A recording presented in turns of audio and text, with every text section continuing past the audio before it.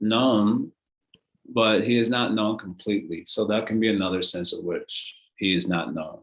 So one sense is he is not known because consciousness by its own power cannot know God, which reveals it.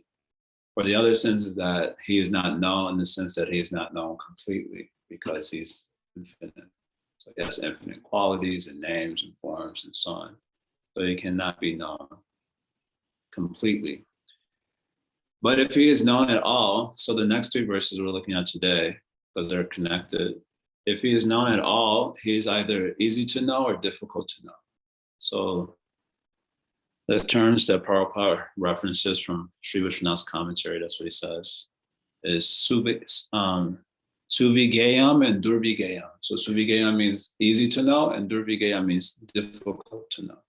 So if he is known whatsoever, mostly he is not known.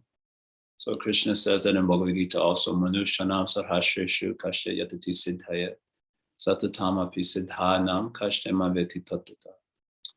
Says out of many, hundreds, thousands of men, hardly anyone is trying for siddhi. You know anyone trying for siddhi? Even in the Hare Krishna movement, what to speak of the normal human society. So, and out of the few who would actually attain siddha, that position, but very few attain. Out of few who attain siddha, hardly anyone knows me in truth. So this verse itself is indicative of the relationship of easy to know, which is God and his Brahman feature, and difficult to know, which is God and his personal feature. So the Brahman feature is considered easy to know, and which is itself difficult. But even difficult to know is God and his personal feature. So in the first verse, this verse 26 of the prayers, Hamsa prayers, this is speaking to God, to the God who is easy to know, his Brahman feature. And the next two verses, 27 and 28, which are grouped together, is speaking of God who is difficult to know in his personal feature. So that is the point of these two particular prayers. We wanted to say before we look at the verses also that one is particularly in bhakti, but not only in bhakti, but particularly in bhakti, one can encounter God in two places. We're using the Madhurya Rasa as a reference point, that God is encountered in two places, and Maharas, and then the Kunjas. Maharas, so Maharas means Rasa Lila. So Rasa Lila is Nitya Lila. But when that Nitya Lila is going on in the material world and Rasa Lila happens, it's called Maharasa. So Maharasa means where all the sadhana siddhas get to come also and participate. So all the sadhana siddhas who have attained, we've studied Raghavatma Chandrika now. So we hear about the Raganuga Bhaktas who attain Siddhi, then they have to take birth in the Bhoma Lilas for further training. So they can come for Maharas. So one encounters the Lord there, and also in the privacy of, Nikunja Sevas that are going on, that's in private. So sometimes this is poetically thought of as in Sankirtan is like Maharasa. And this is very a concession, but japa is like Nikunja Seva. I don't know what type of japa you have to be doing for that to be counted as Nikunja Seva. But the idea here is that in Sankirtan, you can encounter God in his personal feature, an experience of his presence at least. But also you have to encounter God in the privacy of your own consciousness. So that is called samadhi actually.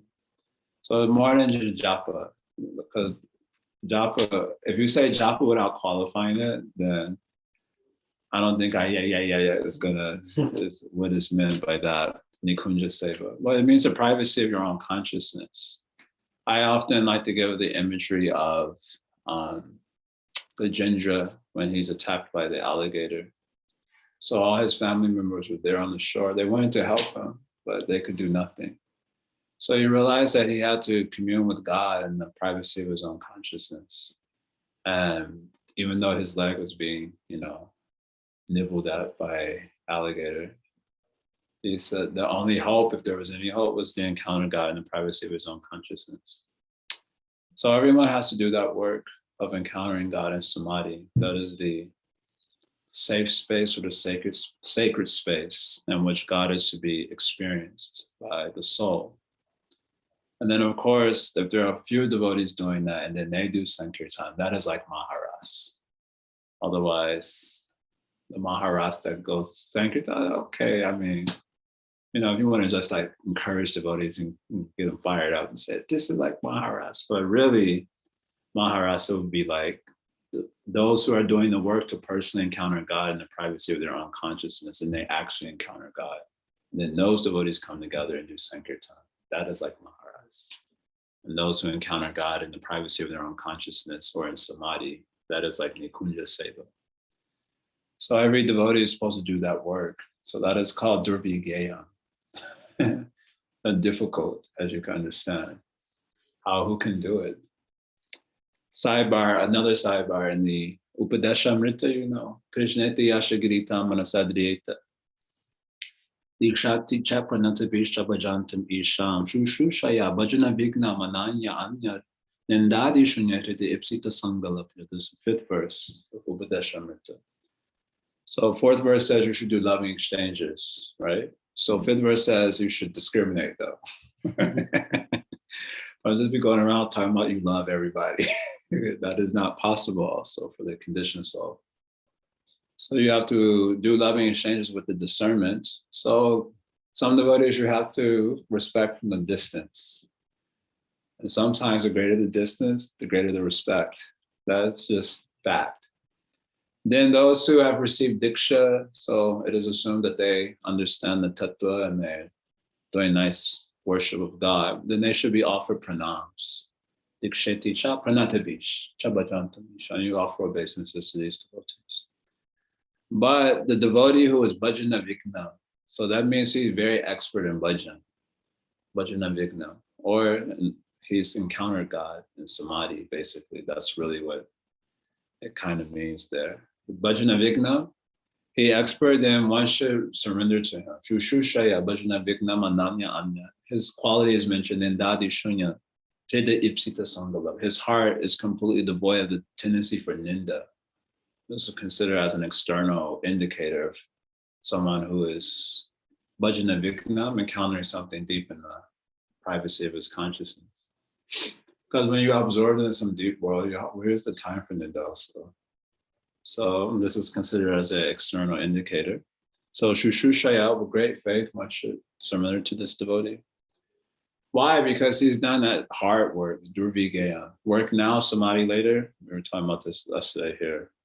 So Andrew Prabhu said, what work and how much later? How later does later have to be before later is considered later enough? He would say this with different phrases.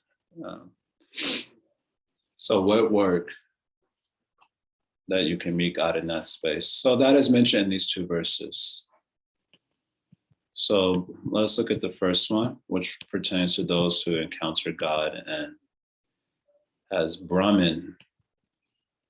So here's a verse saying, Yodo paramo manaso nama rupa rupasya drishta smriti sampramoshat yad iyate kevalaya swasam staya angsaya tasmai shuchisad mane namaha. When one's consciousness is completely purified of the contamination of material existence, gross and subtle, without being agitated as in the working and dreaming states, and when the mind is not dissolved as in susupti, deep sleep, one comes to the platform of trance. Then one's material vision and memories of the mind, which manifest names and forms, are vanquished. Only in such a trance is the Supreme Personality of Godhead revealed. Thus, let us offer our respectful obeisances unto the Supreme Personality of Godhead, who is seen in the uncontaminated transcendental state. So yadha uparamo manasaha. So when the mind is, when there's complete cessation of the mind, So this itself refers to samadhi. So in Yoga Sutra, it's clearly defined as Chitta Vritti Nirodha. Yoga, the word yoga means samadhi in that sutra. Yoga is Chitta Vritti Nirodha. So samadhi is when there's Chitta Vritti Nirodha, where all the vrittis in the mind have stopped. So Upadama Manasaha means the stoppage of the mental vrittis. Prabhupada's added in his translation and it's taken from Sri Vaishnava's commentary that this is not, so that means the dream and waking consciousness is not there.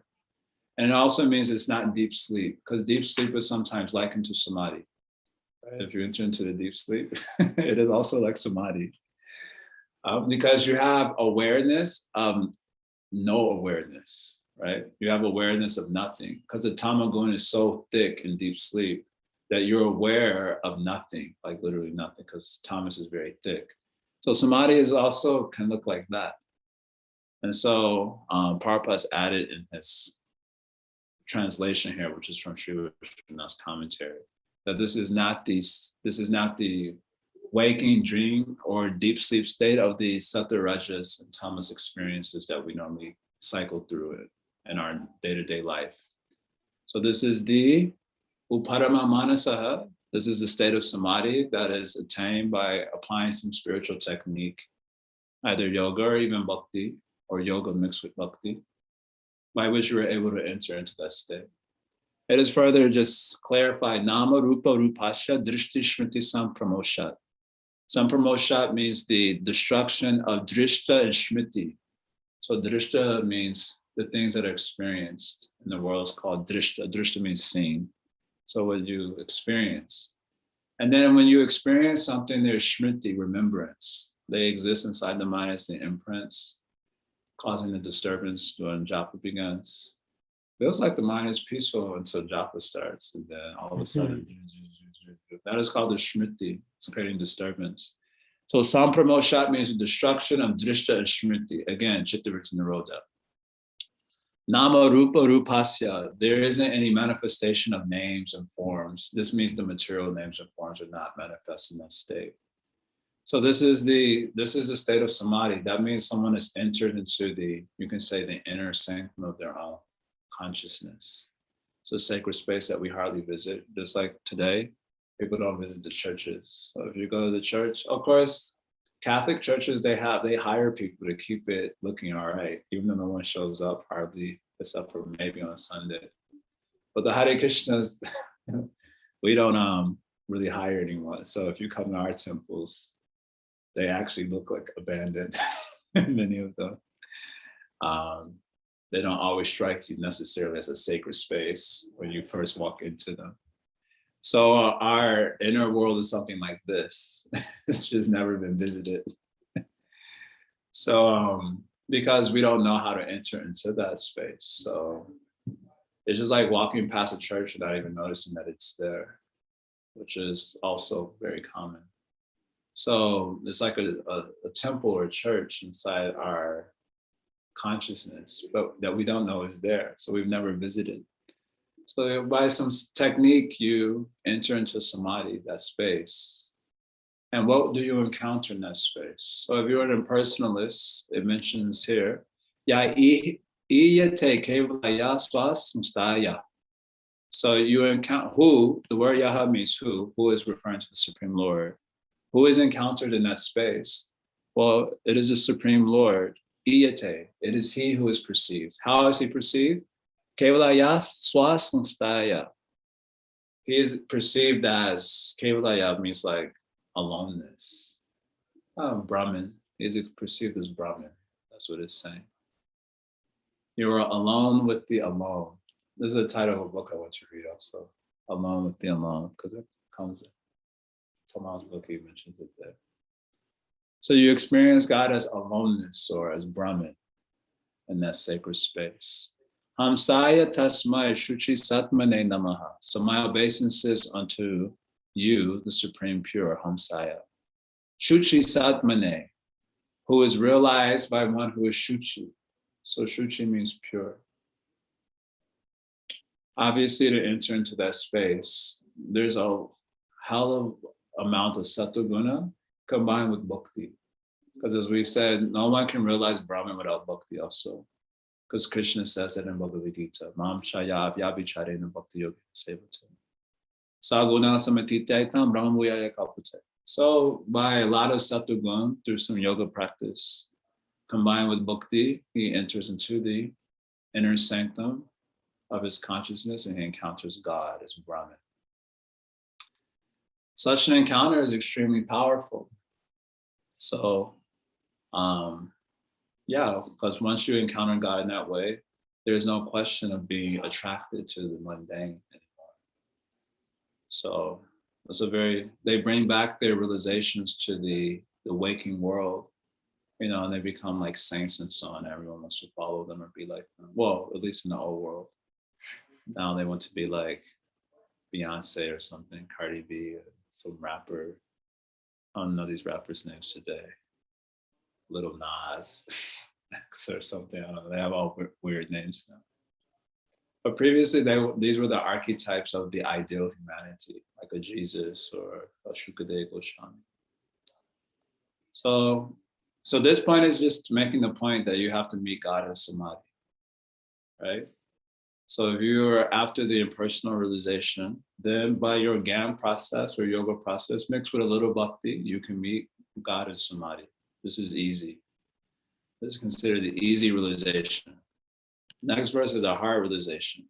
So we'll read the translation. The translation is extremely long. But just as great learned brahmanas who are expert in performing ritualistic ceremonies and sacrifices can extract the fire dormant within wooden fuel by chanting the 15 Samidhani mantras, thus proving the efficacy of the Vedic mantras. So those who are actually advanced in consciousness, in other words, those who are Krishna conscious, can find the super soul who by his own spiritual potency is situated within the heart. The heart is covered by the 3 modes of material nature and the 9 material elements. Material nature, the material energy, the ego, the mind, and the 5 objects of sense gratification. And also by the 5 material elements and the 10 senses. These 27 elements constitute the external energy of the Lord. Great yogis meditate upon the Lord who is situated as the super soul, Paramatma, within the core of the heart. So that's the translation of the first verse. So we'll look at that verse first. So he says, Vadnimyata dharuni panchadashya. So just as the brahmanas, they're able to draw the fire out of the wood, what panchadashya means 15 type of mantras that are, I guess they were called the Samidhani mantras. So they would recite these mantras and they were able to draw the fire out of the wood. So that must be a very impressive feat to see. It would be nice if you saw someone do that today, you would surrender to them. You were very powerful. So just as they are drawing the fire out of the wood with the mantra. So similarly, manishana. So the manishana means great learned persons. Here refers to the devotees or those who embrace the path of bhakti yoga to enter into samadhi. So manishana, manishino, manishaya. So the devotees whose consciousness have been purified, manishaya. Manishaya Prabhupada is translated here as by purified intelligence. And in the commentary, it refers to the process of prem bhakti, starting at Adal Shraddha and culminating in prem bhakti. So the devotees, by the process of prem bhakti, nishkaranti gudham, they're able to extract the Lord from the heart. So in this regard, Sri Vishwanath has quoted a very nice verse. Antar, who is that Lord? He is Antar Hidi Sanniveshitam. He is one who has entered into that space, Antar Hidi. Hidi means the heart, and Antar means the interiority of being, privacy of consciousness, the inner sanctum. He's entered there, Sanniveshitam. He has entered inside the heart, the inner core of the heart, the inner space of consciousness. That empty church is there. So he's why it should be empty? He has entered there. So here in this regard, Sri Vishwanath has quoted a verse, but Prabhupada also references. A very nice verse from Srimad Bhagavatam. Pravishta Karnaranjena Swananam Bhava Sororuham. Shamalam, Dunoti Shamalam Krishna Salilasha Yatasha. So this verse says Pravishta Karnarandrena. Pravishta means to enter. So Krishna enters Pravishta Karnarandrena through the gateway of the ear into the heart space. And Bhava Sororuha, he sits there on the lotus of the heart and the lotus of one's devotional potential and Bhava Bhakti. Bhava Sororuham can refer to any one of the four rasas. That's what it mentions in the commentary. So he enters in the air, he enters through the gateway of the air into the chamber of the heart. It sits there, the lotus of one's potential, one of the four rasas. So in that particular verse in the commentary, it mentions, well, Super Soul is already there. So what is the significance of Krishna entering there? Super Soul, he already there is Super Soul in the heart. So there it is explained that Super Soul exists in the heart in neutrality. He is neutral. That is the nature of Paramatma. How can it must be? Because he's there and then living entities are suffering like anything, but he doesn't do anything about it. Because he is neutral. He's situated in the heart, as Krishna says, Samohan Sarvabhuteshu Name Dveshostina. He says, I'm equal towards everyone. No discrimination. I don't envy anyone. I don't favor anyone. That's a fact. There's so many living entities there. They're in hell, either in the earth planet or in the below earth planet also. And they say, help, God, help, help. The Super Soul is just, I can't even do it because I want to laugh, but just neutral. He's there, but you don't do bhakti, so he's neutral. You gotta eat that karma, homie. Get what you deserve. Not that he's like that. He doesn't even think like that. That is a human position. He doesn't even think like that. He just, neutral. So that was also Gajendra's situation. When the crocodile was attacking his leg, the Lord was neutral. But finally, when he did the bhakti, so the Lord responsive to that. Ye bhajanti tu mam bhaktya.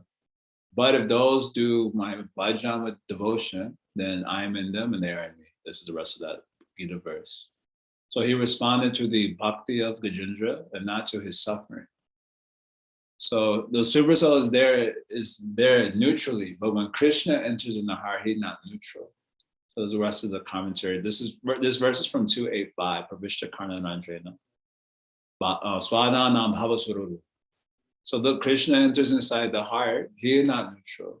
He makes the jiva attached to him. That's what in the commentary says. Very interesting. So Krishna, Super Soul is neutral. He's there inside everyone's heart, but he is neutral. But when Krishna enters in the heart, he is not neutral. He makes the jiva attached to him in a particular way. That means basically you get some particular ruchi for Krishna consciousness. But that ruchi is there. Now, how do you, he's there. Now you have some attraction to Krishna consciousness and one of the four rasas, Bhava Sororu. But he's hidden until you bring that ruchi to the right point. Ruchi bis chitta mashunyakrit. You know this verse for Bhav Bhakti? Bhav Bhakti is saying, Shuddha Sattva Visheshatma, Prema Sur Yangshu Samyabhat, Ruchi bis chitta mashunyakrit, also Bhav Uchite, right? So Ruchi bis chitta mashunyakrit, the heart is softened by Ruchi bis, the Ruchi. So the Lord is hidden inside the heart. Antarhridisa niveshitam. He's enters inside the heart in the sound of Srimad Bhagavatam, basically. Harikatha. Harikatha, Krishna entered inside, came inside the temple. It was like, all right, this is not bad. You get some ruchi for Krishna consciousness. But until your ruchi comes to the right mark, then he remains hidden inside. Ruchi vishchittamashunyakit. The right mark means bhav bhakti. Because in bhava, you can encounter the Supreme Lord as a spurti in the heart. So you have to bring your ruchis to the right level, it seems. Otherwise, he remains hidden. So the devotees, through the process of prema bhakti, they draw out the Lord who is hidden there. Nishkashanti gudam. So he is hidden inside. So he's extracted through this process. Who is extracted? The Lord who is entered inside the heart. So that could be Krishna, that can be Gopal, or it can be Gopijana Vallabha, depending on who is entered inside. Then you are able to extract him out of the heart through the process of prema bhakti, progressing from Shraddha to prema. Who else is there? So it says here, Swashakti Bir Navabish Chatri Bhihi. So Swashakti Bir means Krishna is existing there with his own Shakti, the internal energy. So not that he is by himself, but he is with his internal energy. Swashakti Bir. So in that context, the word Navabish Chatri Bhihi can refer to, Navabis can refer to the goddesses that are his internal Shakti. There are 9 goddesses are there identified in literature. It's like, oh, Shastra is there. But I know Laghu Bhaktamrita, they're identified. Bimala, Yoga, Prahi, Ishana. The goddesses are there. Because through these goddesses, Krishna or his Shaktis, his internal Shaktis, is accomplishing so many things. And the word Trivrit Bihi, the 3 means the Hladini Shakti, Sandini Shakti, and Samvit Shakti. That is according to Sri Vishnu's commentary. But the way Prabhupada translated this, which is interesting, I don't know which commentary Prabhupada was looking at when he decided to translate the verse like this. He says, Navabhisha Bihi refers to the material energy. So Trivrit Bihi means the 3 gunas of nature. The Navabhis, he said, are 9 material elements, such as the Pradhan, then the Mahatattva, then the Ahankar principle, and then Ahankar and goodness is producing mind, and so on. And this way it's coming to 27 elements of material nature. So these 27 elements of material nature is what's hiding God from our vision. It is the curtain of Yoga Maya. Naham Prakasha Sarvasha Yoga Maya Samavrita, Krishna says in Gita, that I am not manifest to the people of this world because they are covered by my Yoga Maya, right? So the Yoga Maya here means the material elements, which they are preoccupied with. Mahatattva, Chitta, Ahankar, we're really into that one. And then the gross elements that come from Ahankar, and we're playing around with them. So as we're preoccupied with the material elements, we're not able to see what's behind them. So Prabhupada has taken that particular meaning. In any case, the Lord is hidden and he can be drawn out through the process of bhakti. It's very nice. This also reminded me of the verse that I always quote, where Tam Bhakti Yoga Paribhavita Hrit Saroja Aseshu Tekshri Tapata Nanunatapans. So when the consciousness is infused by Bhakti Yoga Paribhavita. So this means also Prema Bhakti. Then the Lord will come and sit in the lotus of your heart. He's already sitting because you got some ruchi, but he becomes apparent. And then the verse says, how is that possible? Shruta Ikshitapata. By the path of first hearing from Sadhu, Harikatha, then Krishna entered inside. And then you make progress through the stages, and then you see the Supreme Lord. So you draw him out. So just as the Brahmanas draw out the fire from the wood, so the boys are able to draw out the Lord who is hidden inside their heart through the process of bhakti, especially Sankirtan and Smarna for the Gaudiya Vaishnavas. These 2 angas are like, so, critical. The gopis, Krishna was hiding, and then Rasalila, he was nearby, but they couldn't see him. He was hiding. So they had to force him out. So how did they, force him, or what's the word, snuff him out? So how did they snuff him out? They did Sankirtan together in the spirit of separation of the Gopi Gita. And then through that, they were able to draw him out. So this is very difficult. This is considered very difficult to draw Krishna out in this particular way. So this is also a type of samadhi. You have to meet him in that space of samadhi, the temple. But you come into the temple and it looks empty. So how do you draw him out so that he's there? So this is being mentioned here. Savai mama prasidatam. May that Supreme Lord be pleased with me. So who is the Supreme Lord? So it says here, Nirvana Sukhanubhuti. He, Saha, the Supreme Lord, is one who is realized as a sukha without the arrows. Nirvana Sukha. Nirvana Sukha means the sukha, happiness, without the arrows. The word Hana with the long A means arrow. So Nirvana means without the arrows. The sukha without the arrows. Because in the material world, you get sukha with the arrows. That is the duality in the material world. There's the people here, they want the happiness part without the distress part, but they come together. Not like brother and sister. Just like, this is a very crude example, but I remember when I was in elementary school and my mother, she was dating one guy. I remember this very clearly. And I remember one time he was traveling somewhere. So he let my mom borrow his car. But when he brought the car to the house, he had filled up the car with so much stuff that there was only enough room in the front two seats. So for him and my mom, and he didn't want, my brother and I to come along, tag along, because she was going to drive him to the airport. So he was like, there isn't enough room, you can just leave the kids at home and there isn't enough room,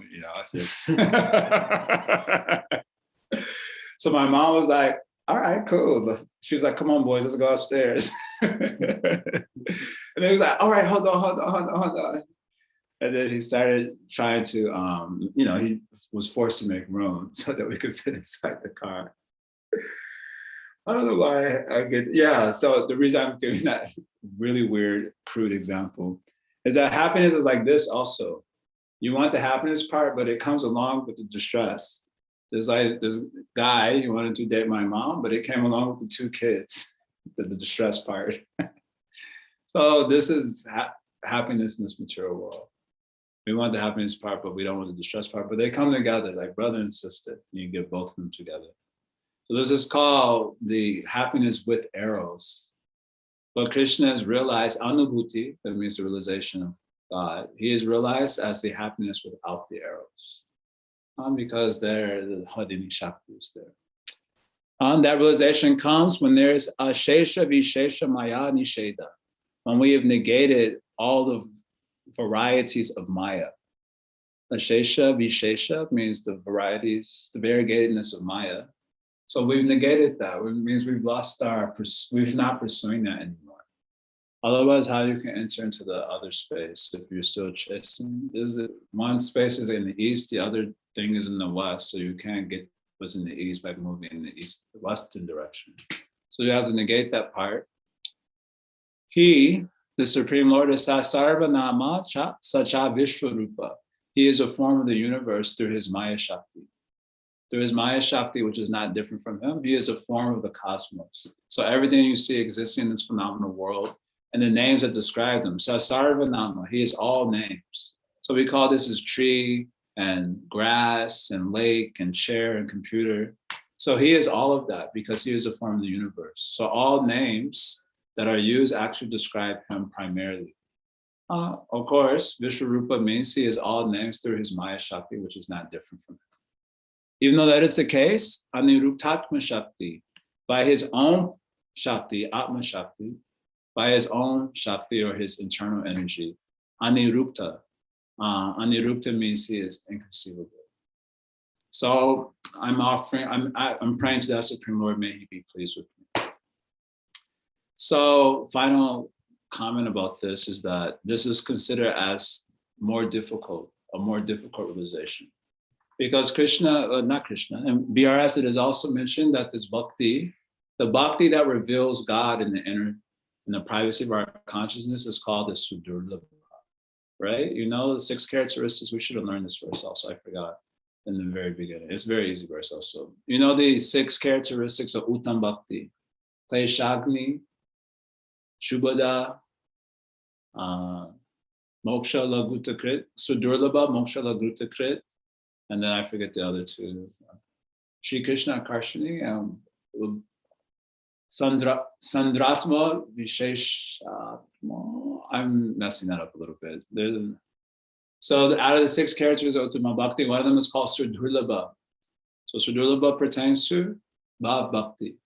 The first 2 qualities pertain to Sadhana Bhakti, Kleshakni, Shubhada. And then moksha laguta krita, which means it thinks liberation is insignificant. And surdurlabha, rarely attained, is uniquely characterizing bhava bhakti. So bhava is the type of bhakti which extracts God from the heart, who's hidden there. So this is surdurlabha, it is very rarely obtained. So Sri Rupa Goswami says for 2 reasons it is rarely obtained. 2 reasons. Reason number 1 is because if you do a lot of bhakti without a sakti, then he will not agree to appear. So that's a little discouraging, honestly, but in any case, you do a lot of bhakti, but there is no sakti in that bhakti. That means your sadhana has come to the stage of a sakti, then he will not appear because bhava only comes after a sakti. And the other reason is that even if you have a sakti, he will not come immediately. Your asakti has to come to the point of utter desperation, basically. Then he's like, all right.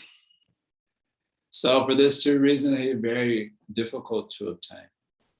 So nice verses there quoted by Rupa Goswami in this regard. I'm going to pass on it just because it's kind of technical. But the point here is very clear that the reason it is harder to realize God in his personal feature is because he's not very agreeable to reveal that form. Unless, first of all, you have to have Shuddha Bhakti.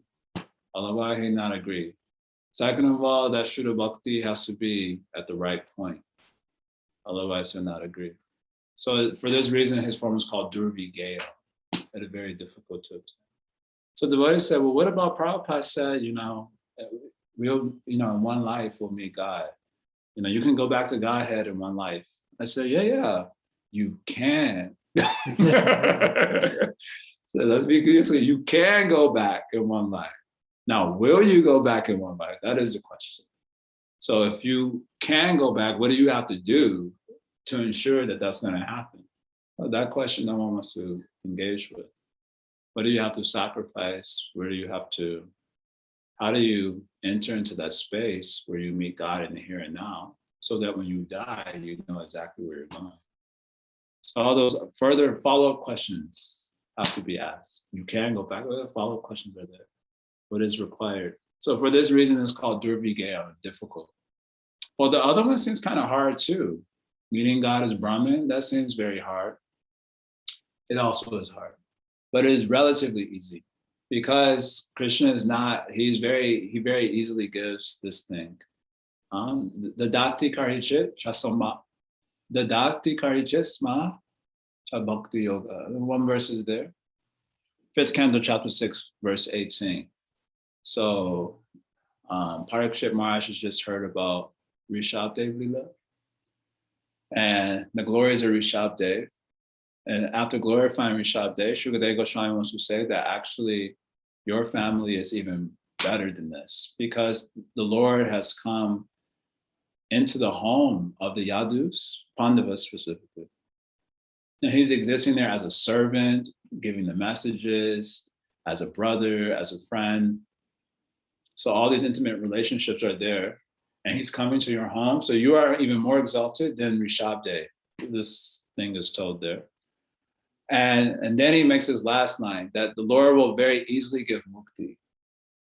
And mukti also, but he very easily gives mukti, but he's not so agreeable to give bhakti yoga. Because by bhakti yoga, he becomes subdued or controlled. So if you're after the mukti part, then he very easily gives it. Even the demons he kills get that. And they weren't even trying for mukti. And they get that. So getting the mukti is relatively easy. Getting the bhakti is relatively hard. And if you're trying for Braj Bhakti, that's even more Durvigeya. Because you have the extra responsibility of really personalizing your relationship and approach to Krishna. So that becomes even more Durvigeya. So in this way, we should feel thoroughly discouraged and chant Hare Krishna.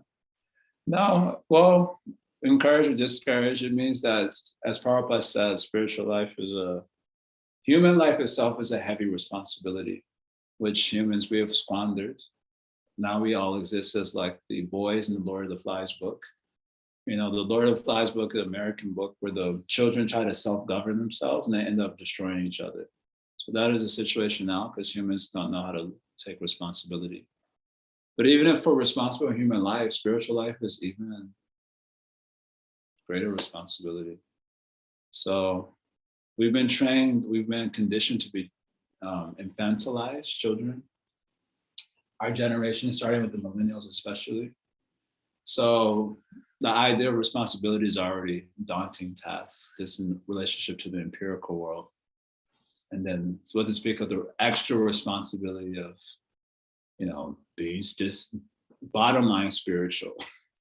What then to speak of the extra responsibility of approaching Krishna in a very personal way. In any case, for all these reasons, it's called as durvigaya, this realization difficult. But it's possible for those who seek it.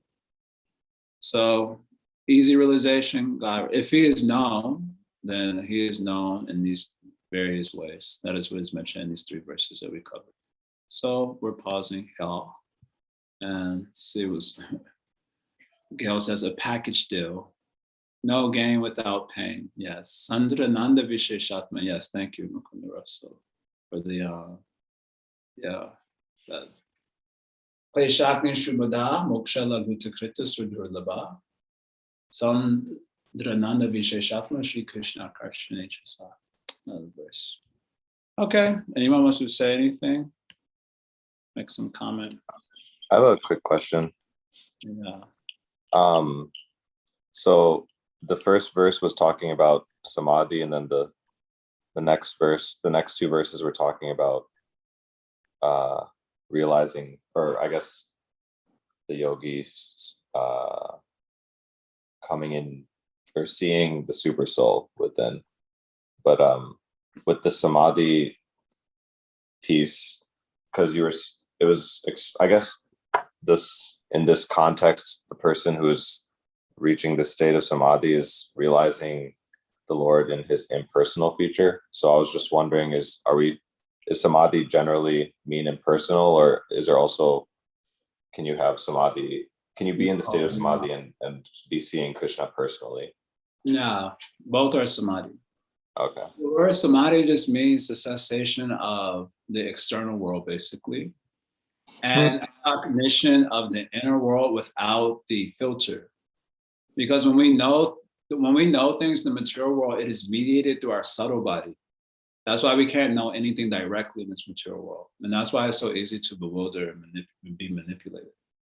Because we don't know truth in this world also directly. We know it through the lens of our subtle body. So if someone figures out how to manipulate the subtle body, the mind, the ego, the intellect, and then you can make them see whatever you want them to see, right? And that is happening. This is what people are like doing things with the algorithms and so on. They're playing around with that. And Maya Shakti playing around with them. So in this way, we don't have direct perception of reality. And then behind all of that, there's actually reality, the transcendence, that is to say. So, but it's being mediated through the subtle body, so we don't see it. That is the curtain of Yoga Maya that we were mentioning in class. So samadhi means the cessation of those elements which are mediating consciousness, the conscious experience of reality. And if those elements are ceasing to function, then you can encounter reality as it is without that lens, basically. So now, because reality is also self-revealing, so in other words, our consciousness cannot reveal that supernatural reality.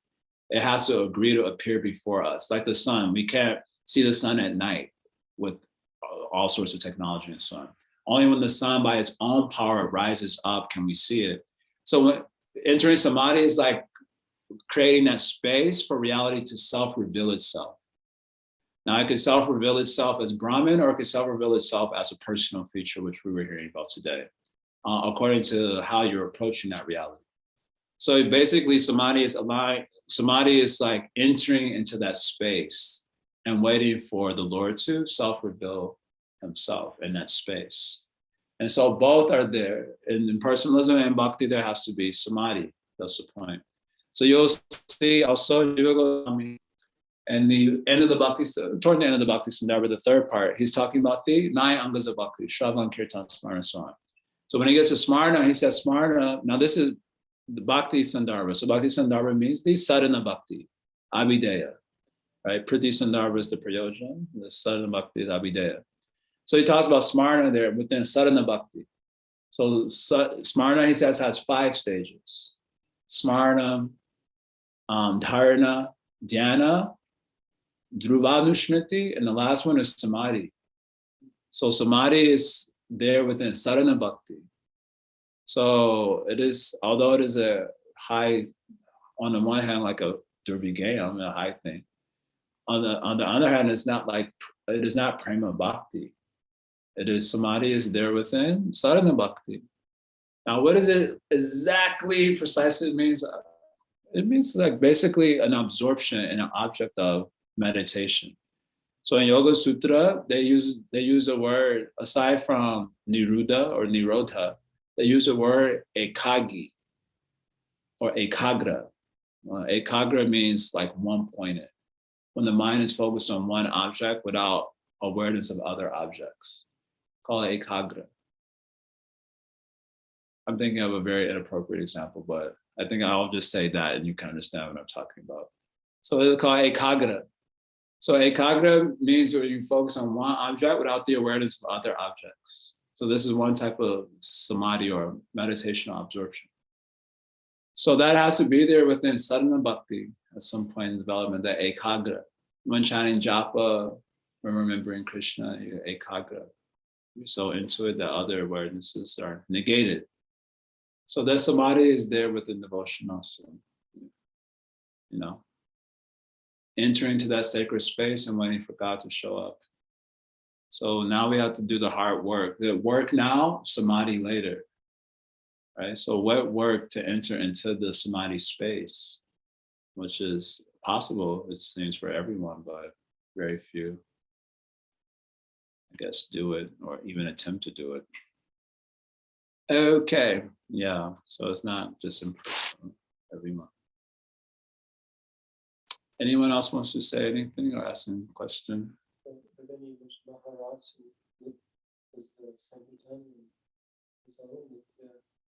What, we Maharasa and Nikunja Seva. What about that? You're trying to remember that. Yeah.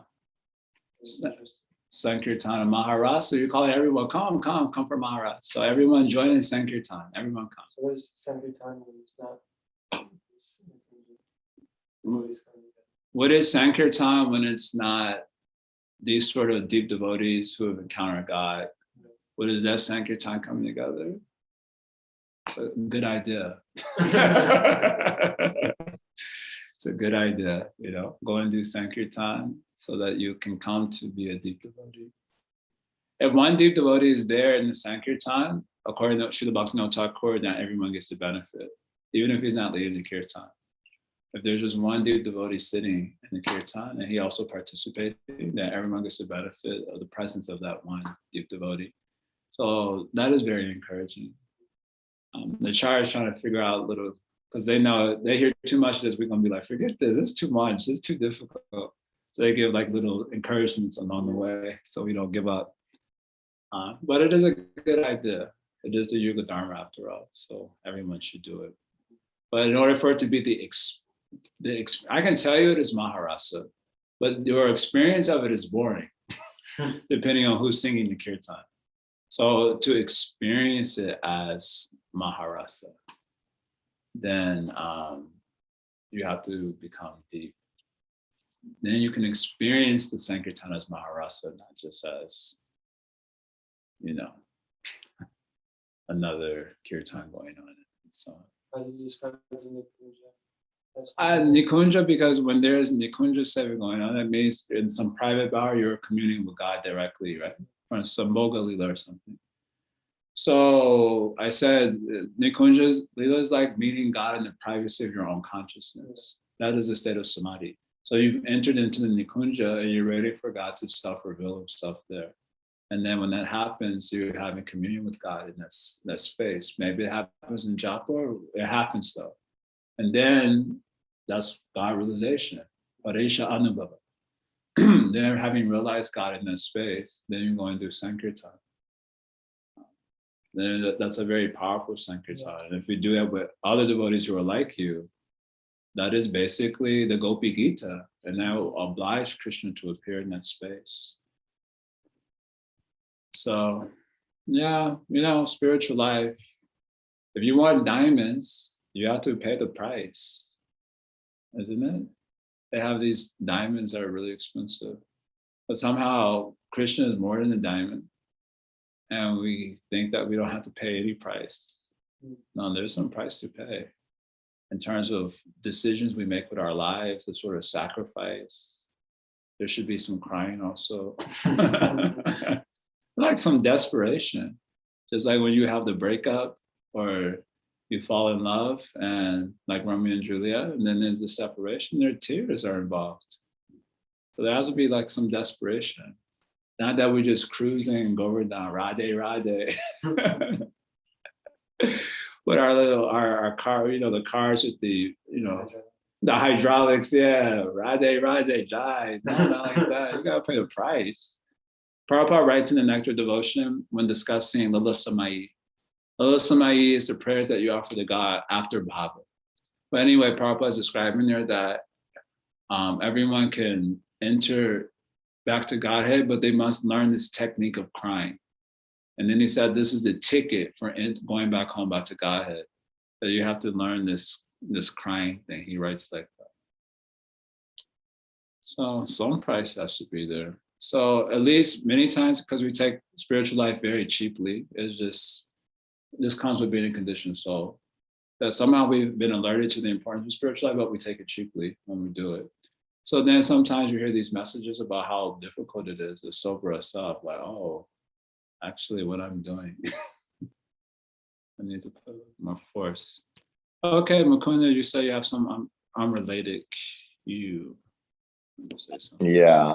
Well, your comedic exaggeration of japa is kind of spurring this question, but I was just, because when obviously we say we should chant for the pleasure of Krishna, and kirtan is easy. I think kirtan is like Harinam Sankirtan is easier to understand what that means, doing it for the pleasure of Krishna, because we're literally doing a musical performance for him. Sure. With really nice instrumentation. But japa, especially with a lot of our ugly japa that's going on, like I never really understood like what it means to chant for the pleasure of Krishna.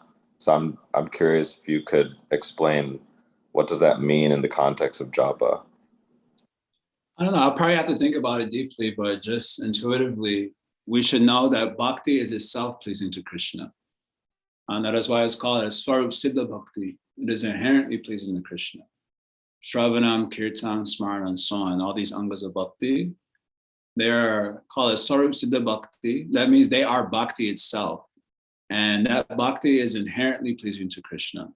So just by doing japa of Krishna Nam, that is itself pleasing to Krishna. And that's why there's so many benefits that come just by doing Nam Aparad, as we call it as that.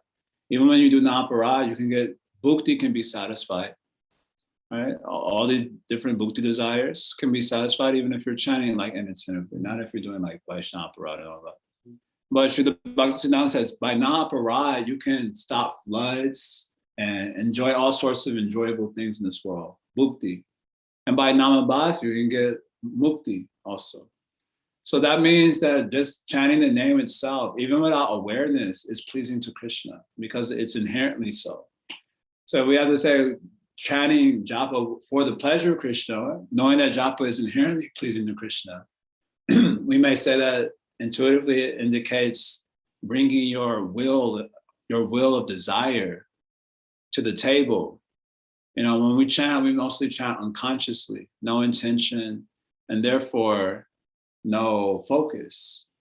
But if you bring to the table your will of desire, how you're hoping Krishna will reciprocate with you, which is particularly relevant in the context of the goals of Gaudiya Vaishnavism in terms of like achieving a specific love of God and so on. And you're bringing that to the table, your actual desire to become a fully manifest, individuated lover of God. And that's what you're bringing to your japa. Then you might say that that's pleasing to Krishna.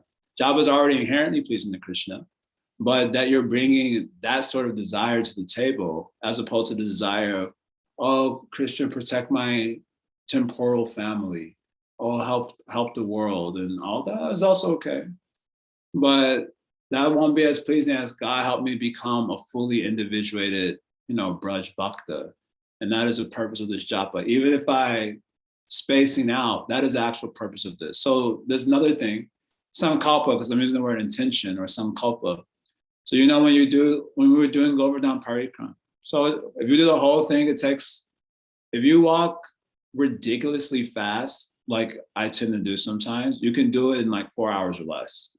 And Ujjwala and I, we practically did that one day.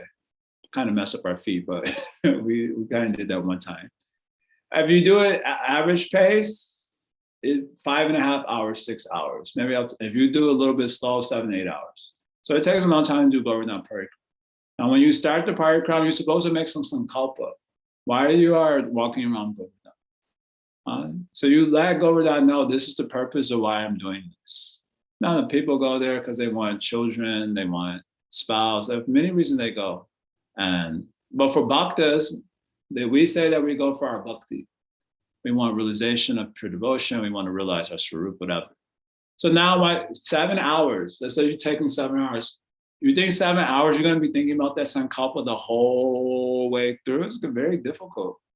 But you've already announced at the very beginning of the parikram that this is what my intention is.